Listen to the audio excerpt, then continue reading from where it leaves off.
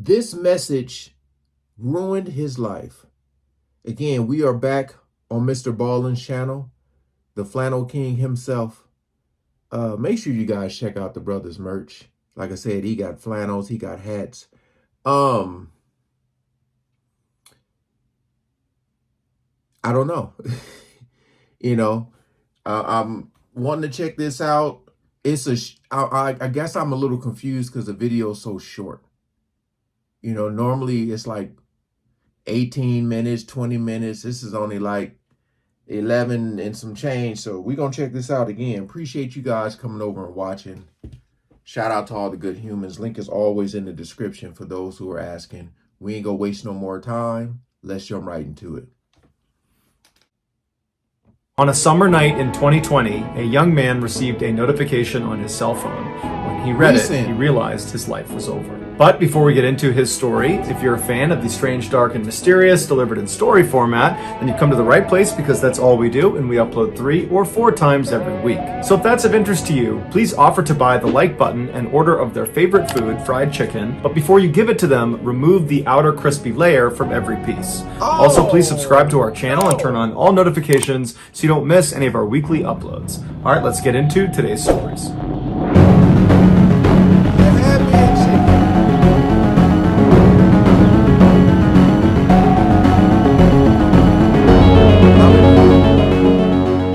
In the spring of 2020, right when the COVID-19 pandemic was really kicking into high gear, students at the University of Nebraska were told to move out of their dorms and move back home with their families to prevent the spread of the virus. One student, 20-year-old Alex Kearns, who was enrolled at Nebraska on an ROTC scholarship, was just as shocked as everybody else at how quickly this pandemic had turned their life upside down. But in terms of going back home again, he wasn't that upset about it because he was close with his family and he figured some unexpected time with them would be nice. Once he got back to his hometown of Naperville, Illinois, which is an affluent suburb outside of Chicago, he quickly fell into a quarantine routine, which consisted mostly of screen time and lounging around. But in the evenings, he would put his screens away and he would go into the kitchen with his mother, Dorothy, and the two of them would chat for hours about all sorts of things. One night, he told his mom that he was feeling kind of nervous about what he was going to do with his life after college, that even though he was studying business out at the University of Nebraska, he didn't really know what he was going to do with that. All he knew was that he wanted to find a way to help people. And his mother and everybody that knew Alex would say that that's just Alex. He was this really gentle, nice, awesome person that everybody just adored. After being home for a few weeks, Alex was starting to get bored of his quarantine routine, and he began looking for other things to do. He had seen a number of ads for a new brokerage app called Robinhood that was becoming increasingly popular amongst people his age. Have you guys heard of this? Never heard of it before. Robinhood.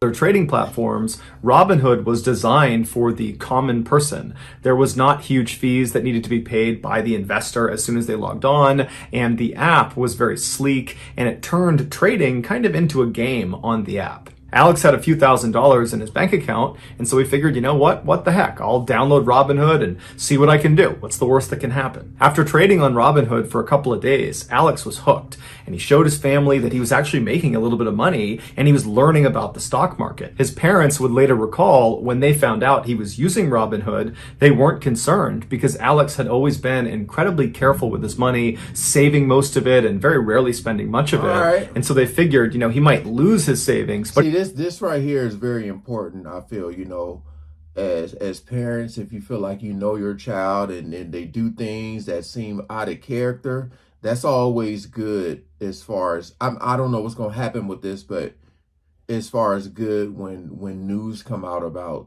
your child, it's always good to ask questions, man, because you never know what they're going through, But he seems to be a pretty good kid so far. They weren't concerned because Alex had always been incredibly careful with his money, saving most of it and very rarely spending much of it. And so they figured, he might lose his savings, but he's certainly not going to fall into significant debt. That's just not Alex. Also, there was a safety mechanism in basic accounts on Robinhood that protected first-time users from going above $10,000 in debt. So even if Alex tried to lose more than that, the app wouldn't allow him so long as he was using a basic account. As the weeks went on, on, Alex got more and more confident in his trading ability, and he got really familiar with the Robinhood app. And one day he noticed there was one function he had not tried on the app called options trading. For context, traditional trading goes like this. Somebody identifies a stock that they like, and then they gamble on it. And the way they gamble on it is they buy shares of that stock. And if the stock increases in value, they make more money. Okay. If the stock loses value, they lose money. Very simple. But some people either can't afford the shares or don't want to buy the shares, but they still want to get in on the action of the stock market. And for those people, they can use something called options trading. Instead of buying shares, options traders will basically sell an insurance policy to other traders who have already purchased shares. And this insurance policy they're offering is known as an option. These option traders will go up to these shareholders and they'll say, for example, I'll give you $500 in exchange if your stock tanks and you're losing a ton of money. You can exercise your option, i.e. cash in your insurance policy, and I, the option holder, will cover all of your losses. But if your stock stays steady or gains in value, I still get to keep your $500. That's non-refundable. Naturally, these options traders, they need to be savvy about which stocks they're prepared to cover with their option. Because if that stock tanks and the shareholder decides to sell, i.e. exercise their option, then the option holder is obligated to immediately buy all of the shares at a premium. And if that shareholder has, let's say, hundreds of thousands of shares, well, too bad, the option holder is buying all of them. Damn. So when Alex clicked on the options trading button inside of his Robinhood app, it brought him immediately to an application because Robinhood had to make sure anybody on their app that was going to be buying or selling options, they needed to be an experienced trader and they needed to understand the risks because they were much higher than a basic account. There was no limit to how much debt someone could fall into in trading options. Alex was a smart guy and a motivated trader, but he knew nothing about options trading. And so when he saw this application, I'm sure he thought to himself, yeah, I know nothing about options trading. There's no way I could possibly get into this.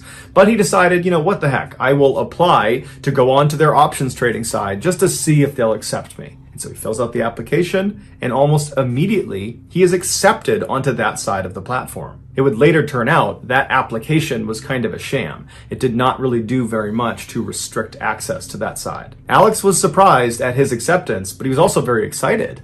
And right away, he started trading options. And he was pretty good at it. And pretty quickly, he was making a little bit of money. But then on June 11th, he got a notification on his phone from Robinhood. And so he pulled his phone up, he opened the app, and he saw his account was restricted. He couldn't make any new trades, and he couldn't make any withdrawals. And so as he looked at it, he scrolled down to the bottom of the page, and he saw his current balance, and it read negative $730,000. A trader that Alex had sold an option to was exercising his option because his stock had tanked, and he owned over $700,000 worth of shares that now Alex was obligated to buy. Alex couldn't believe what he was looking at, and he immediately fired off an email to Robinhood customer support saying there had to have been a mistake, that he had done the math before he had sold that option, and he thought at most he was exposed to losing maybe $10,000, certainly not $700,000. And so after he sent this,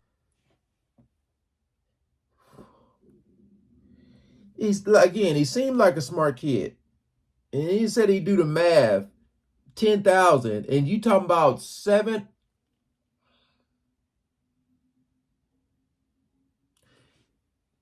No. email, a couple of minutes later, he got a message back from Robinhood, but it was just an automated response that just said, hey, we got your email and we're busy and we'll be sure to be in touch with you as soon as we possibly can. And so at this point, Alex is starting to panic a little bit because he's looking at his phone and this looks real. He's trying to go through his phone to find some place that would show him this was a mistake, but there's nothing that indicates this is a mistake. And so after a couple of hours, Alex is just laying in his bed. He can't sleep and he sends another message to the customer support team at Robinhood, pleading with them to please check his account. There has to have been a mistake. There's no way I would have exposed myself to $700,000 of debt. But again, all he gets is an automated response that says, "We're busy and we'll be in touch with you soon." A couple hours later at 3:26 a.m., Alex is still awake, probably pacing around his room, totally panic-stricken, and he looks at his phone and there's another email from Robinhood, and he's thinking, "Oh my goodness, thank you. Someone's gotten in touch with me to tell me this has been a horrible mistake." And so he opens his email, and the header of the email is "Immediate action required." And what it Damn. was a notice for him to make his first payment on this enormous debt. It was going to be about $170,000 that he had to pay in the next couple of days. And if he didn't make Or this first payment, they would seek legal action against him. Alex was probably terrified, and also he was ashamed and didn't want to tell his parents. And so all alone in his room, he writes a third email to Rob. again, have you guys heard of this Robinhood?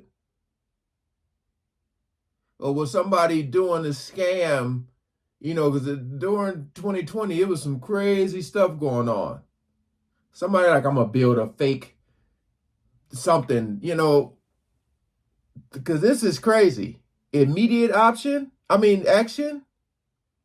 First payment, they would seek legal action against him. Alex was probably terrified, and also he was ashamed and didn't want to tell his parents. And so all alone in his room, he writes a third email to Robinhood, now straight up begging them, "Someone please look at my account. This has got to be wrong." But again, he just got the automated message. And so for the rest of the night, Alex probably laid on his bed thinking the world was just crashing in on him. He knew there was no way he could pay this enormous bill, and if he didn't pay it, he would either go to jail or hand it off to his family, which would financially ruin them. And just the idea of doing that to the people he loved made him sick. He just could Don't not say face it. that as one of his options. Don't And so by the say time it. the sun came up the next morning, Alex had come to a conclusion about what he was going to do. He started by pulling out his phone and pulling up the Robinhood app and screenshotting the dashboard that showed his enormous negative balance. And then he went on his laptop and he wrote a long letter to his family, and he put it on his desktop so they would understand why he did what he was about to do.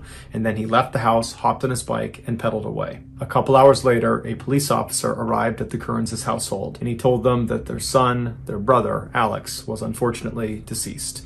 He had thrown himself in front of a train. The family was beyond devastated. This caught them so completely off guard. It didn't make any sense. Alex was a happy, funny guy with plans for the future. He had shown no indications that he wanted to harm himself. It really just didn't make any sense. And so at some point that day, they went to his laptop, they opened it up, and there was that note he wrote. And in this letter, he explains to his family how he had fallen into this enormous debt on Robinhood. He attaches the screenshot that showed his huge negative balance. And he said it was just crazy that this company would allow a 20-year-old with no income to be exposed to over $700,000 of debt. He thought that was crazy, but he admitted he didn't know that much about options trading and probably shouldn't have been accepted into their program to begin with. And then he tells his family that he did want to live, but unfortunately, this was the only way he could get out of this problem without inflicting enormous financial penalties on his family.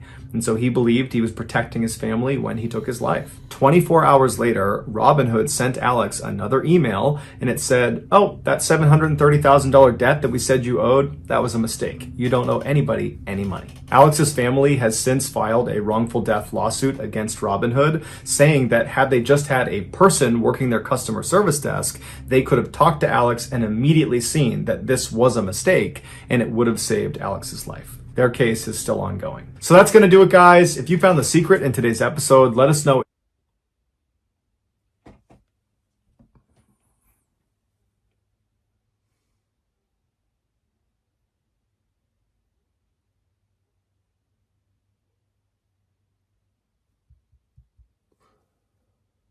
Oh my goodness.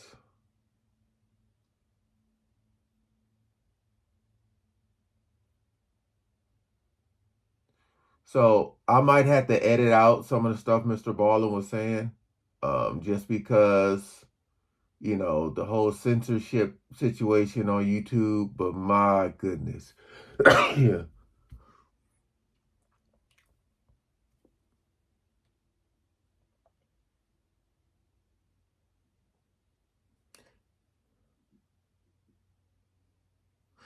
Yo. So it is a legit site. And I mean,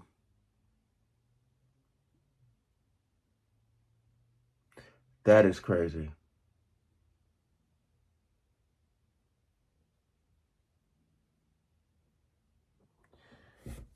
I mean, I'm just thinking about like the fact that they had so many times to get it right, and then they finally do when it's too late.